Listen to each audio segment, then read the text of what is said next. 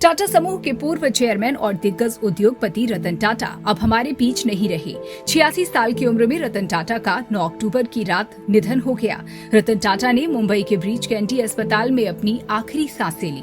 कारोबारी रतन नवल टाटा अपने चेकअप के लिए हॉस्पिटल में भर्ती हुए थे। इससे पहले उन्होंने एक बयान जारी कर कहा था कि उनकी सेहत ठीक है और किसी तरह की चिंता की कोई बात नहीं है। लेकिन अफसोस कि रतन टाटा अब इस दुनिया में नहीं रहे हैं। यूं तो रतन टाटा किसी परिचय के मोहताज नहीं है। वो एक शानदार उद्योगपति, उद्यमी और टाटा सन्स के चेयरमैन थे जो अपने अच्छे कामों के लिए दुनिया भर में मशहूर थे। लेकिन उनकी व्यक्तिगत जिंदगी उतार चढ़ाव वाली और किसी फिल्मी कहानी से कम नहीं थी। 10 साल की उम्र में रतन टाटा अपने माता पिता से अलग हो गए थे और उनकी परवरिश उनकी दादी नवजबाई टाटा ने की। लाखों लोगों के दिलों में राज करने वाले रतन टाटा जिंदगी भर अविवाहित रहे, जबकि 4 बार उन्होंने अपना दिल किसी को दिया था, पर बात शादी तक नहीं पहुंच सकी। रतन टाटा प्रधानमंत्री व्यापार एवं उद्योग परिषद के सदस्य थे। भारत के विभिन्न संगठनों में बड़े पदों पर कार्यरत रहे।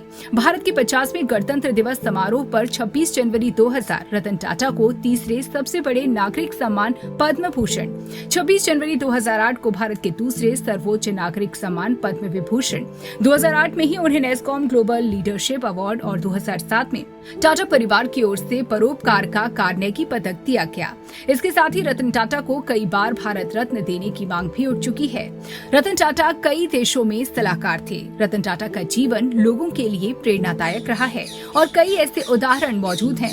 रतन टाटा ने अपनी ही कंपनी में बतौर कर्मचारी काम भी किया। वो अपने कारोबार से होने वाली आमदनी का 60% से ज्यादा हिस्सा दान करके देश के सबसे बड़े दानवीरों में शुमार रहे।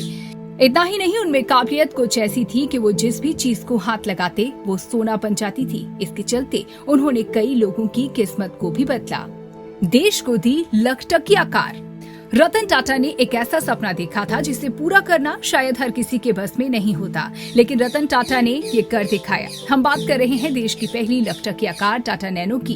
भारत के आम आदमी को 1 लाख में कार खरीदने का मौका रतन टाटा ने ही दिया। उन्होंने बाजार में 2008 में टाटा नैनो को उतारा। इस लोकसभा चुनाव में रतन टाटा ने मुंबई में अपना वोट भी डाला था और ये उनका आखिरी वोट रहा। उम्र के इस पड़ाव पर भी मताधिकार का इस्तेमाल करने का उत्साह उनके चेहरे पर साफ नजर आया। टाटा नाम केवल उद्योग की ऊंचाई के लिए विख्यात नहीं है, बल्कि समाज के प्रति अपनी जिम्मेदारियों के लिए भी जाना जाता है। रतन टाटा की ओर से टाटा ग्रुप में अगर कोई कर्मचारी अपंग हो जाता तो टाटा के अस्पतालों में उसका मुफ्त इलाज होता। उसका पूरा वेतन उसके परिवार को मिलता रहता। इसके अलावा इस क्षेत्र के आसपास के रहने वाले लोगों के परिवार का इलाज भी उन्हीं अस्पतालों में मुफ्त दिए जाने की सुविधा उन्होंने मुहैया कराई। आमतौर पर उद्योगपति समाज के प्रति अपनी इस प्रकार की जिम्मेदारियों से बचते पाए जाते हैं। भारतीय इतिहास में रतन टाटा का नाम हमेशा सुनहरे अक्षरों में लिखा जाएगा। रतन टाटा अपने पीछे जो विरासत छोड़ गए हैं उसका जिक्र भारत के इतिहास में गर्व से किया जाएगा। भारत में जब भी उद्योगपतियों का जिक्र होगा रतन टाटा का नाम सबसे पहले लिया जाएगा। रतन टाटा न सिर्फ एक बिजनेसमैन थे, बल्कि उन्होंने अपनी पूरी जिंदगी समाज की सेवा की। भले ही रतन टाटा ने इस दुनिया को अलविदा कह दिया हो, पर भारतीयों के दिल में यह अद्भुत कारोबारी का दिल हमेशा धड़कता रहेगा।